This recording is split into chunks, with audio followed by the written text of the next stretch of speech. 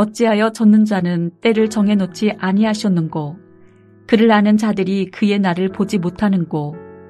어떤 사람은 땅의 경계표를 옮기며 양떼를 빼앗아 기르며 고아의 나귀를 몰아가며 과부의 소를 볼모 잡으며 가난한 자를 길에서 몰아내나니 세상에서 학대받는 자가 다 스스로 숨는구나.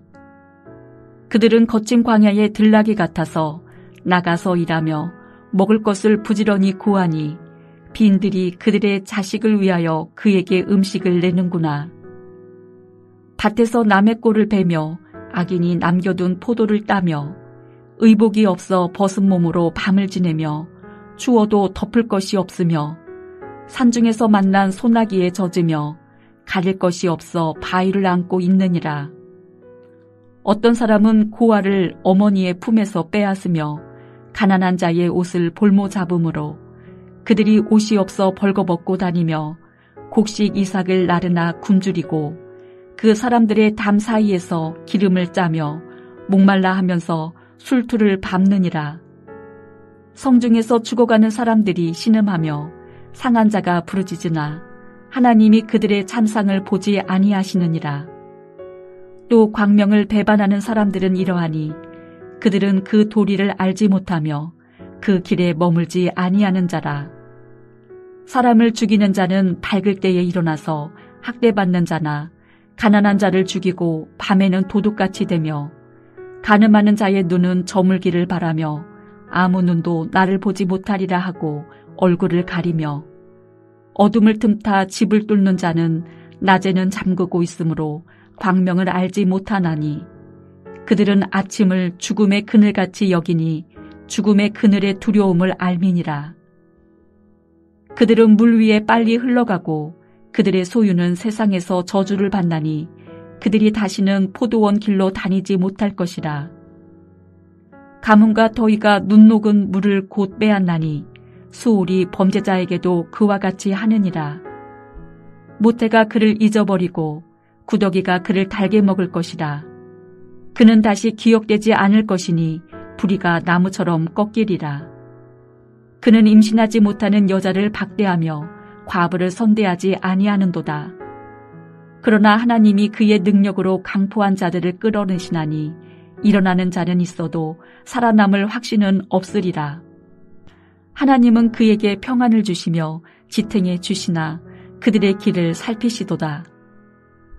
그들은 잠깐 동안 높아졌다가 천대를 받을 것이며 잘려 모아진 곡식 이삭처럼 되리라. 가령 그렇지 않을지라도 능히 내 말을 거짓되다고 지적하거나 내 말을 헛되게 만들 자 누구랴.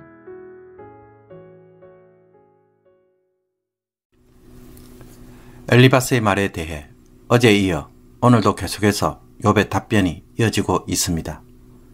1절을 보면 어찌하여 전능자는 때를 정해놓지 아니하셨는고 그를 아는 자들이 그의 날을 보지 못하는고 라는 말로 시작합니다.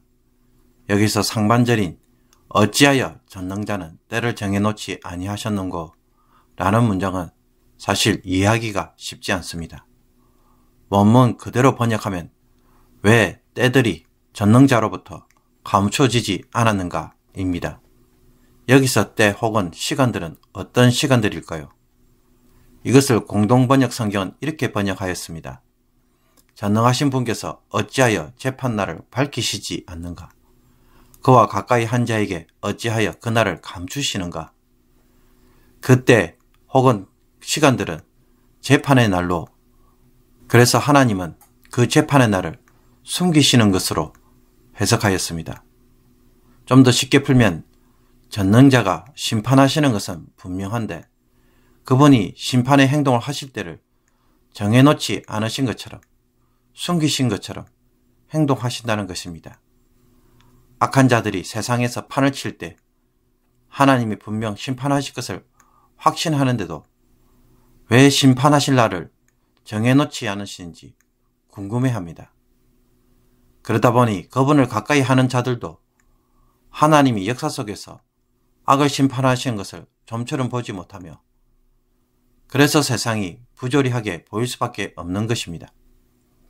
그러므로 2절부터 17절까지 욥은 악인들이 이 세상에서 행하는 실태를 하나님 앞에 폭로하고 왜 그들을 가만히 두시는지 따지듯이 말합니다. 욥이 목격한 불의한 현실을 보면 악인들은 땅의 경계선을 마음대로 바꾸어 남의 땅을 빼앗고 그 땅 안에 있는 양떼를 자기의 것으로 만듭니다. 과와 갑으로 표현되는 가난한 자들의 소유마저 빼앗는 사람들이 있습니다. 가난한 자들은 학대를 당해서 길거리에서 쫓겨납니다. 이들은 거친 광야와 빈들에서 먹을 것을 구해야만 하는 처지에 내몰리고 있습니다.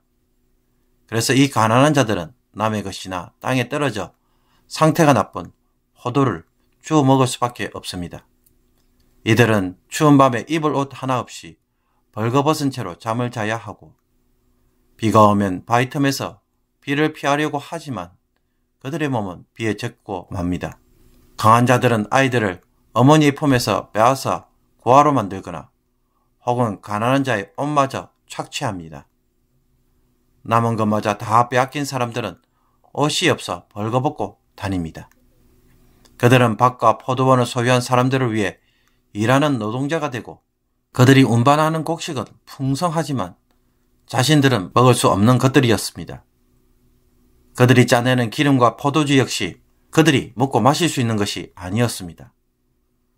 사람들이 가득한 곳에서 고통에 허덕이는 자들이 아무리 도와달라고 외쳐도 그 어느 누구 그들을 도와주지 않으며 심지어 하나님마저 그들에게 관심을 보이지 않습니다. 악한 자들은 빛이 있는 낮에도 악을 저지르고 빛이 없는 밤에도 악을 저지릅니다. 살인자들은 밝을 때 가난하고 학대받는 자들을 죽이고 어두워지면 도둑질하거나 간음을 행합니다. 도둑질하느라고 밤에 활동하는 자들은 낮에 집에서 잠을 잡니다. 이런 악인들에 대해서 하나님이 반드시 심판하실 것을 욥은 의심하지 않습니다. 18절에서 24절까지를 보면 욥은 이런 악인들이 처하게 될 결말이 어떠할지 욥의 친구들과 유사하게 말합니다. 그들의 삶은 빠르게 지나가고 그들의 소유도 저주를 받습니다. 죽음이 그들을 기다리고 있고 잊혀지는 것이 그들의 운명입니다. 가부를 덩쳐먹고 자식 없는 여인을 학대하는데 어떻게 이런 일이 안 일어나겠습니까? 하나님은 강포한 자들, 즉 강한 자들을 그의 능력으로 휘어잡으시고 한번 일어나시면 악인들은 생명을 건질 길이 없습니다. 지금은 그들에게 평안을 주셔서 지탱하고 계시는 것처럼 보이지만 그들의 행동을 낱낱이 살펴서 심판하실 것입니다. 결국 악인들은 잠시 번영하다가 곧 사라지고 풀처럼 마르며 곡식 이삭처럼 잘려나갈 것입니다. 설령 악인들의 심판이 신속하게 이루어지지 않는다고 해도 하나님이 심판자라는 사실은 변함이 없다고 말하고 있습니다. 그러므로 욥의 본론에서 보듯 욥은 분명 악인의 운명에 대하여 하나님이 심판하신다는 사실을 너무나 잘 알고 있습니다.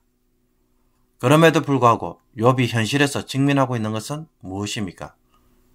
아무리 잠깐이라고 하지만 세상에는 악인들이 판을 치고 있고 그 심판이 당장 안 이루어지고 있다는 것입니다. 심판의 날이 감춰져 있어서 하나님은 아무것도 하지 않는 것처럼 보이고 세상은 항상 부조리하게 보이는 것입니다. 전도서처럼 모든 일은 하나님께서 정하신 때가 있고 그 때에 따라 모든 일이 발생합니다. 그러나 우리의 눈에는 그것이 언제 일어나고 언제 끝나는지 알 수가 없는 것입니다. 그때까지는 하나님이 아무것도 하지 않고 있으니 욥의 입장에서는 정말 답답한 노릇인 것입니다. 억울한 고난을 겪는 자들에게 심판의 날을 알 수가 있다면 그것은 크게 위로가 될 것이고 또 그때를 바라보면서 견디는 힘이 생길 것입니다.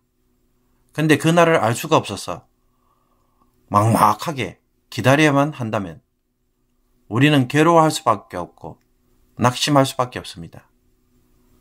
아마 이것은 그리스도인들도 많이 공감하는 이야기입니다. 교회에서 봉사를 할 때 주님을 위해, 교회를 위해 희생하고 섬기는 것 큰 문제가 아닙니다. 그러나 열심히 봉사를 해도 교회가 기대만큼 달라지지 않고 봉사하지 않는 성도들이 보여주는 냉랭함과 이기적인 모습에 언제까지 나만 희생하고 수고해야만 하는가라는 생각이 밀려들 때가 있습니다. 전혀 수고하지 않는 사람들은 아무것도 하지 않으면서 편안하게 교회 다니고 그러면서 아무런 문제도 겪지 않을 때 하나님이 그들도 나처럼 한 번씩 때려서 고난을 주어 정신 차리게 해주면 얼마나 좋을까요? 내가 이런 식으로 하면 그렇게 민감하게 반응하시면서도 정작 저 게으름을 피우고 얌체짓을 하는 성도는 왜 그냥 내버려 두시는지 혹 마음이 괴로웠던 적은 없으십니까? 왜 하나님은 나에게만 이렇게 모질게 응답하실까? 라는 생각에 낙심한 적은 없으십니까? 그러나 오늘 본문처럼 그들에게 하나님의 심판의 때가 감춰져 있다고 해서 심판의 때가 없다고 과연 말할 수 있을까요? 그 때를 모르는 욥이지만 욥 자신도 심판의 날은 반드시 온다는 것을 알고 있고 확신하고 있습니다. 오늘 우리가 묵상하기를 원하는 교훈이 바로 이것입니다. 언제인지는 모르지만 악한 자들에게 심판의 때는 반드시 있다는 것입니다. 바울 사도는 악한 자들에 대하여 성도가 직접 복수하지 말도록 권면하였습니다. 왜 그렇습니까? 하나님이 친히 원수를 갚아주실 것이기 때문입니다. 그러므로 하나님이 공의로 판단하실 날이 모든 사람들에게 다 주어져 있습니다. 그 때를 모를 뿐이지 그 일은 필연적으로 일어나는 것입니다. 우리는 그 때를 하나님의 손에 맡기는 것이 필요합니다. 대신에 지금은 약하고 고통받는 자들을 찾아가서 위로하고 돕는 것이 심판의 때가 감춰진 시대 속에서 성도가 살아가야 할 모습인 것입니다. 이들에 대해 우리의 눈이 보지 못하고 계속해서 악인의 형통함을 보고 부러워하거나 분노만 하고 있으면 어떻게 되겠습니까? 그러므로 하나님의 심판과 그 때는 하나님의 손에 전적으로 맡기기를 원합니다. 그들로 마음의 분노를 담지 마십시오. 지금 우리가 눈을 들어 주목해야 할 이들은 가난하고 소외된 자들이며 그들을 찾아가서 도움을 베푸는 일이 우선적입니다.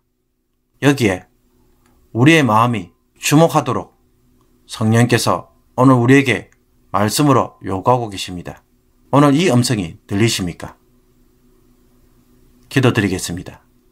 하나님 아버지, 하나님의 성하심과 공의로우심을 믿고 오늘도 살아가는 저희들이 되게 하여 주옵소서. 하나님의 선하심을 따라 우리 주변에 가난하고 소외된 자들, 고통받는 자들을 찾아가며 위로하는 하루가 되게 하옵소서. 하나님의 공의로우심을 따라 악과는 싸우게 하시고 심판을 확신하는 저희들이 되어서 악인의 형통함에 실족하는 자들이 없게 하여 주옵소서. 날마다 하나님의 심판대에 서는 마음으로 모든 일들을 정직하고 성실하게 하시며 거짓과 불의로 남의 것을 나의 것으로 가져오는 일들을 하지 않게 하여 주옵소서. 악인들이 행하는 일들이 나의 삶에는 없는지 말씀으로 살피고 구별시키는 복된 하루가 되게 하여 주옵소서. 예수 그리스도의 이름으로 기도하옵나이다. 아멘.